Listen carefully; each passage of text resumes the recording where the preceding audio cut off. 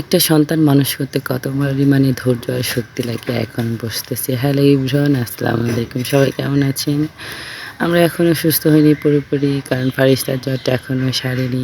এইদিকে তারা অসুস্থ, তাদের বিরক্তির কোনো শেষ নেই, চাহিদার কোনো শেষ নেই।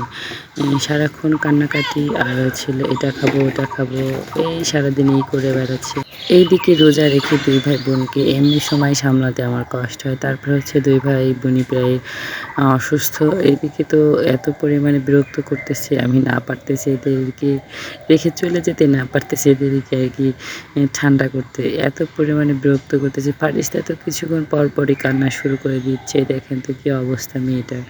জ্বর এসে একদম কাবুত হয়েছে, সে তো কোনো কিছুই খাওয়া-দাওয়া করে না। তারপরে সারাক্ষণই কান্না করে। একটু পরপরই কান্না করে, এত পরিমাণে কান্না করে। আমাদের বাড়িতে আরও ৪-৫টা বাবু আছে। ফারিস্তার মতন এত পরিমাণে কান্না কেউ করে না। ফারিস্তা যে পরিমাণে বিরক্ত করে, কান্না করে একটু পরপরই। কোনো কিছুই খাবে না, এদিকে আরকি বাহিরের খাবারগুলা খাওয়ার জন্য কান্না করে। এগুলা খাইলে তো আরও আরকি কিছুই খাইতে চায় না। এদিকে রমজান মাসে কত কাজ থাকে, ফারিস্তার জ্বর আসাতে আমি কোনো কিছুই করতে পারতেছি না। এদিকে আবার আমাদের বাসায় আমরা কিছু লোক রোজা আছি, আবার কিছু লোক রোজা নেই।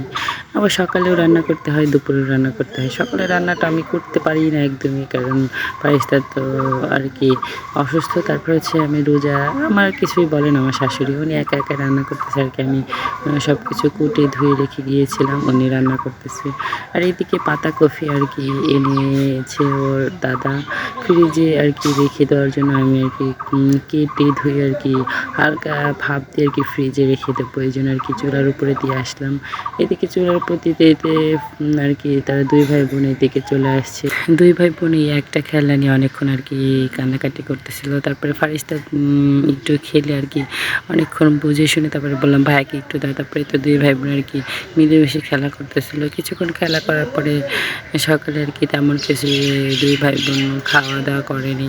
তাই ভাবলাম তরমুজ আছে, ফারহান তো তরমুজ অনেক পছন্দ করে, একটু কেটে দিই ২ ভাই বোন খাক, দেখি খায় নাকি। ফারহান তো খায়, ফারিস্তা খাইতে চায় না। তারপরে ফারহানের খাওয়া দেখে দেখলাম ফারিস্তা একটু নিল যে আমি খাবো।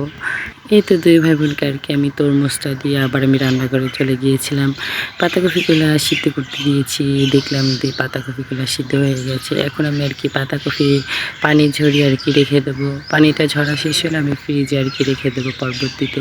এইদিকে আমি একটু রান্নাঘরে গিয়েছি, আর ফারিস্তা আবার কান্না করতে শুরু করে দিয়েছে। ২ ভাই বোনই মারামারি তরমুজ নিয়ে। কী যে অবস্থা, একটু এদের কাছ থেকে সরলেই ২ ভাই বোন মারামারি শুরু করে দেয়। ফারহান আরকি তরমুজ দিয়ে আরকি ফারিস্তার চাঙা দিয়েছে না কি করেছে তা আমি দেখিনি আরকি। সে বলতেছে ভাই আমাকে তরমুজ দিয়ে আরকি মারছে।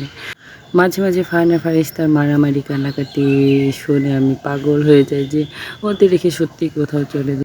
একটা মা রাগের মাথায় কত কিছুই বলে, কিন্তু পরবর্তীতে সত্যি অনেক কষ্ট লাগে। আমিও ওরা যখন বিরক্ত করে তখন অনেক কিছুই বলি, কিন্তু পরবর্তীতে ভাবি যে কী থেকে কী বললাম তো নিজেই জানি না। ওদের কত মাইর দিলাম, কত বকা দিলাম।